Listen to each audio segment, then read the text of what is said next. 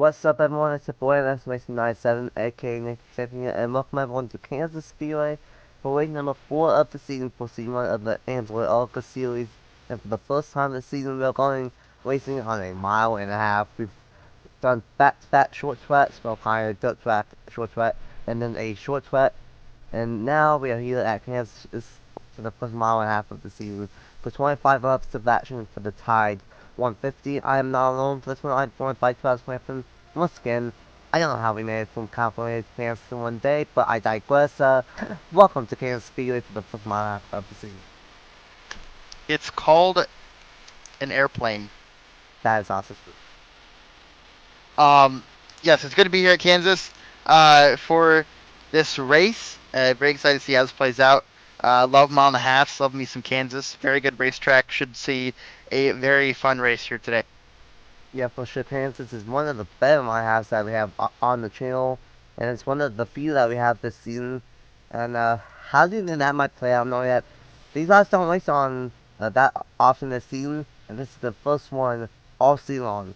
We've had Daytona, Oswego, Dirt, and now Linear, and then Kansas. So first mile-and-a-half of the season. Yeah, I mean we've been able to see pretty much every type of racetrack so far, besides the road course and a mile and a half. And here today, we're going to see that mile and a half race. So it's going to be interesting to see if these drivers, there's currently one, two, three, four drivers who have currently finished the top 10 every race. It'll be interesting to see if they can continue their streak of top 10 finishes, and if that can continue, or if some mile and a half carnage here at Kansas will take place. Yeah, for sure. Josephine O'Neill, Angel Gutierrez, Zane Crawford, top 3 in points, all three straight top 10s, and Evan Book, the 3 top 10s season off as well. Everyone else, a few guys have 2, and then there's a bunch of guys with 1 top 10, and there's only a few that don't have a top 10 whatsoever. So, have to see what will happen here today at Kansas Speedway, and here are the points entering race number 4 of the season. Josephine O'Neill had a fantastic season, has a 5-point lead over Angel Gutierrez in second. St. Crawford is in third, 11 points back. Caroline Bradley is in fourth, 12 points back. Tied with the Linear of Nathan Woman in fifth. Caleb Rose is in 16 points, 13 points back. Evan Bulk is in seventh, 16 points back. Bradley Leem is in eighth, 20 points back. Logan Williams is in ninth, 28 points back. And right out of the top 10 is Reggie Fogelman, 30 points behind. So, gonna have to wait and see if what will happen here at Kansas Speedway for this first mile-and-a-half of the season. I probably said that a lot. I will stop saying that now. But, it's gonna be a wild one. Josh Self is on the pole, and the last time is Caroline Bradley. More number 2 is the number 11 of Skylar Taylor and Angel Gutierrez. More number 3 is the number 43 of Tampon and the 42 of Jacob Miller. More number 4 is the number 2 of Aaron Abel and the 02 of Sean Martin, and right out the top 10 is Roberto Clown Jr. and the points leader of Josephine O'Neill. So, here we go, first mile half of the season here today. 25 laps, a very short race though, so not a lot of time. What do you think we will see, and who do you think will get the race victory? Well, I think we'll see a very solid race. I think we're going to see 2 wide, 3 wide maybe, and if there's going to be a crash, watch out for the turn 1 and 2 slide jobs that could lead into some mass chaos down the backstretch. And my pick, let's see here. I'm going to pick a Venturini car here. I'm going to pick number 20 of Josephine O'Neill. Wow, the points leader. You think she's going to get win number 2 on the season? She won at Oswego Dirt. Can she get win number 2 on the season? We have to wait and see. It will be Josh South and Caroline Bradley leading us to the green. And we are going flag racing for race number 4 on the season, and for the Tide 150.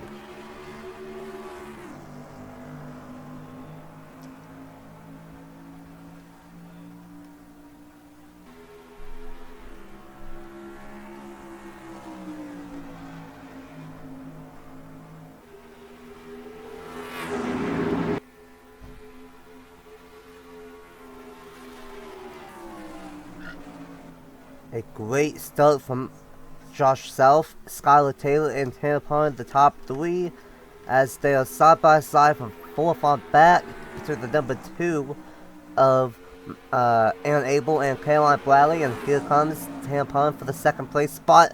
Gonna do a slide job as a bunch of slide drops throughout the field. Everyone keeps it clean though. Down the back straightaway. 3 wide, 71 stuck in the middle. That would be Ronald Kennington. Can he get clear? No, he can't. And now the 42 of Jacob Miller going to be in the middle. And man, it is a hornet's nest here in the midfield. Now the 18 is in the middle up front. That is Roberto Crown Jr. Got to watch out here in turn 1. 3 wide is... Ooh, saw someone go way wide in the back. Don't know who that was, but they continue on.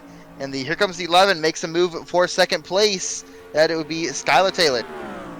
Crazy action all throughout the field, and this is what we will see. It's only 25 laps, not a lot of time whatsoever. That's the whole point of the series, is that you have to make the moves right off of the green flag starts and slide drop from the 27 back there of Logan Williams. Reggie Folkelman, 10th from the point series, inside the top 5 here, as Taylor trying to close in on Josh South for the race lead. And Folkelman's going to get to the inside and going to get clear for third.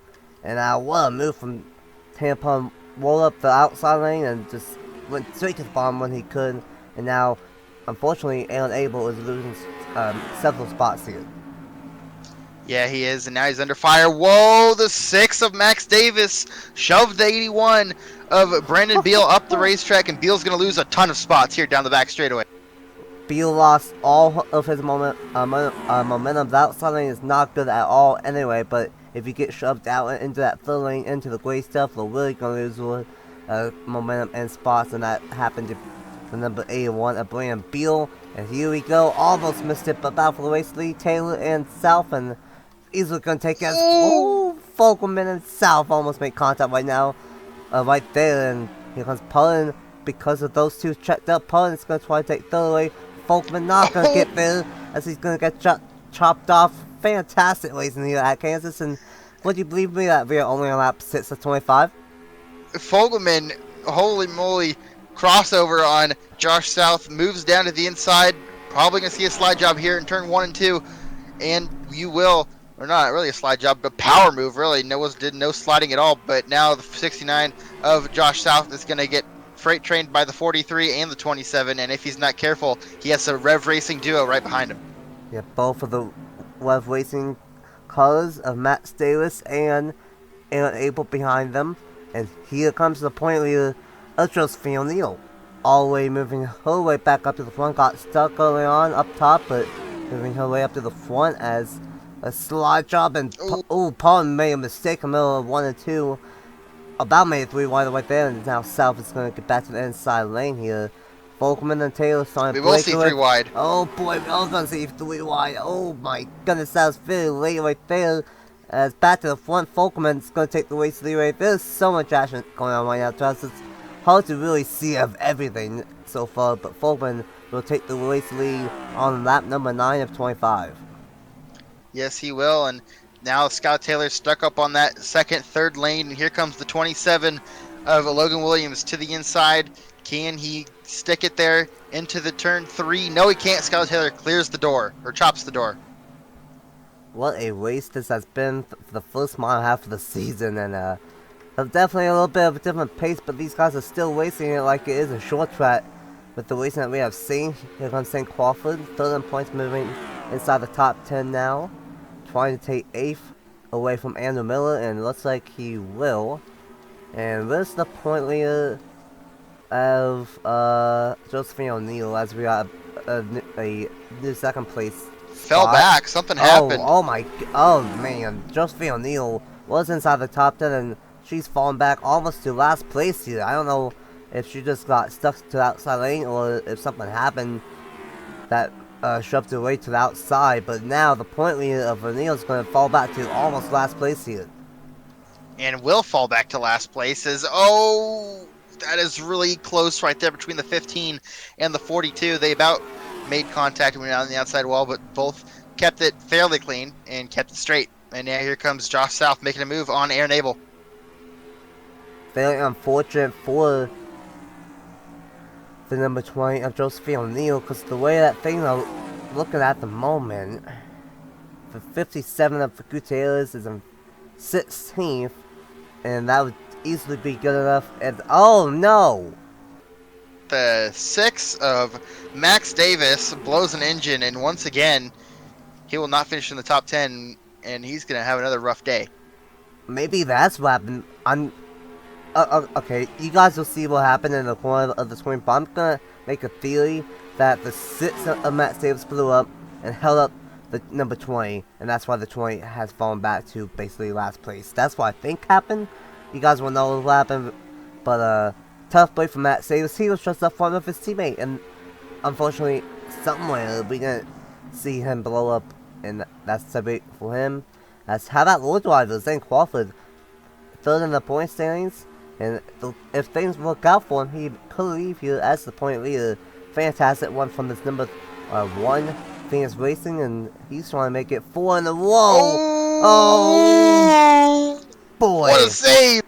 Both of them, what a save! They were sideways. They kept that together, did not wreck, and that was watch out. There's a car here inside. Man. We about saw our first caution of the day here in the Tide 150, but luckily everybody keeps it straight. Boy, oh boy, this thing is absolutely chaotic. That's all heck. Folkman loves the way he sees behind him, though. Out front in his 23. Taylor in second still. Logan Williams in third. Taylor in fourth. Zane Crawford in fifth. As I was trying to say before they about what, Zane Crawford trying to get his 4th straight top 10 to kick off the season, and trying to get his 2nd top 5 of the season, and right now he is in position to do that. O'Neal is outside the top 10, Gutierrez is outside the top 10, and Evan Book is outside the top 10. So right now, Zane Crawford, if he finishes in the top 10, he would be the only driver to have 4 straight top 10s to kick off the season for the Amsoil ARCA Series. Yep, and that would be very impressive as everyone's running a little bit wide off of turn number 4 there. Besides, the 43 was running a little bit lower than everyone else. But don't know how much that affected. Meanwhile, 27 Logan Williams makes a big move on Skylar Taylor, and will get to the inside, side by side here off of 2. And this is getting down to crunch time here in the Tide 150. Less than 2 laps to go, 9 laps to go. In fact, here in the Tide 150. And now, I think tire wear is taking into effect a little bit. It is on 1X for these guys, but there's still some tire wear. About 3, 4, 5 tenths. So, there's still some tire wear taking into effect, and that might affect these drivers late in this run. As side draft right there, and Taylor's finally going to take second lane. Crawford trying to get a 2-for-1 here. So trying to go from 5th to 3rd, and Crawford might have something for this race victory here. We'll see though. A lot laps are winding down quickly, and your race leader has a advantage that is growing. Might start to fade now, but it's going to grow because those two, second and third, were battling, and it grew to a 0.4 of a second. And now Crawford just slides up a little bit of contact. That moves up the 11 of Skylar Taylor and the 43 of Tanner Pards to get to the inside. And man, bit of contact there, and that's not what you like to see, but sometimes it happens, and especially in the ARCA series, and you saw it right there in turn 2. Fantastic stuff from these drivers here today. Somehow keeping it clean. Well, not really clean, but no cautions up to this point, and what a fantastic race so far. I almost changed it. I about did. They are really trying to do slide drops really, really bad in 1 and 2, as Logan Williams trying to close in on Fogelman here. 5 laps to go at the line. It was 4 tenths, and it was 3 tenths last time by. This time by, it's going to go from 0.35 to 0.21. Logan Williams might have a shot here. 5 laps to go, and he's trying to get a win here on the channel in 2023. Logan Williams comes in here with 1 top 10 and 9th in the point standings. So, trying to move his way up through the standings. Same with Folkman, who he moves up plus 10 after Linear. So, Folkman having a good couple of races here. Can he get a race victory with 4 laps to go? It's Folkman, Williams, Crawford, and Paul in the top 4, all under a second of each other. Yep, and Crawford is catching, but it's a matter of time. It's a whole different thing. You can if you catch him, but can you pass him? And we'll see if Crawford can do that here. And he's only going to have maybe about 2 or 3 laps if he gets around the 27 to catch up to the number 23 Reggie Fogelman to make a move. Yeah, for sure. 3 laps to go. Here comes Crawford, trying to take the second spot away. Gonna go way to the side, and what a power move right there from Crawford. And I think Williams just really messed up the entry to turn number 1, and he's gonna lose 2 spots because of it. Now this could get good. 2 laps to go at the line. Can Crawford have anything for Fogelman, who's really dominated this race ever since he took the race leeway? He never had a massive gap, but he has about 3/10 of a second lead. What can Crawford do with 2 laps to go? I mean, he's going to catch him, but I don't know if he's going to catch him enough heading to the white flag this time by. But we'll see. It ain't over until it is over. And holy send from Logan Williams, that from way far back. Those two having a good battle for third. But meanwhile, up front, Crawford gained very little that lap. So we'll see. He's going to have to send it here all or nothing for Zane Crawford. But it's looking good for Reggie Fogelman. Yeah, I'm not entirely sure if Crawford's gonna quite get there. Fogelman's been strong all race long, and he's gonna come off the turns 3 and 4 in a fantastic race throughout the entire field. Reggie Fogelman for the number 23 machine is gonna win the Tide 150 at Kansas. How about that for a short 25 lap race here at Kansas for the first mile half of the season? What a battle throughout the entire field. We should have had a couple of cautions here today, Travis, but we didn't. Somehow. I'm ready for 25 more. That was fantastic stuff here at Kansas, and first mile and a half of the season definitely did not disappoint here for these Amsoil ARCA Series drivers. And Fogelman gets the win. Crawford in second. Williams, Pullen, and Taylor mounts out the top 5. Abel, Bradley, Miller, South, and Kennington mounts out the top 10. Nicholas Samadeo, finally a great one for him. He entered this race last in the point standings, shockingly, and he gets the 11th, almost a top 10 finish for Mr. Edge. Parrish in 12th, Ormond, the Lanima in 13th, Beal in 14th, the Daytona of Ream in 15th, Crown Jr. in 16th, Satil in 17th, Rose in 18th, Book in 19th, Gutierrez in 20th. That's not good for second in points entering this race. Martin in 21st, O'Neill, the point leader, 22nd, and Jake Camillo, 23rd. And then the only car that was in the garage was unfortunately Matt Davis in the number 6 with that Blue 8 engine. And I believe with how things shake up, with Crawford getting second, and then with the number 20 of O'Neill and the 57 of Gutierrez finishing as low as they did, I'm pretty sure Crawford's going to be the new point leader with his second top 5 on the season and his 4th straight top 10 on the season. But Travis, what a fantastic race here at Kansas Speedway. 25 laps, a very short race, but it had a ton of action here for these ARCA Series drivers. Yeah, for sure. A lot of racing, lot of hard racing, a lot of slide jobs. There was multiple times that there was contact, and it could have ended very badly. A lot of moments, but everyone kept it clean, everyone kept it green, and lasted 25 laps and had a great race here at Kansas. Yeah, for sure, a fantastic one here. Gonna have to wait and see what transpires here as we have 4 races down, 10 races to go already here in the Amsoil ARCA Series, and next week we will go to kind of a big track. It's a 1 mile track. It is Pikes Peak International. That's gonna be wild. That track's gonna host the Canaan, well, not the Canaan, that's the Amsoil West Series finale in December, and that is gonna play host as race number 5 of the season, the Electronics 150. That's over a mile long, and that will be a 50 lap race there at Pikes Peak in Colorado. That's gonna be a wild one there. And then we got a unique track coming up. We started with two short tracks in the first three races, and now it's Pikes Peak, Watkins Glen, Pocono, and Talladega in its next four races. That's insane. Feeling like crazy mid-season stretch, and we have to wait and see what happens here for the Amsoil ARCA Series. Next week we will be at Pikes Peak, and that will be a good one, and we'll have to see what happens there for race 5 of the season. Thanks for joining me here for race number 4 in a wild one here at Kansas for the Tide 150.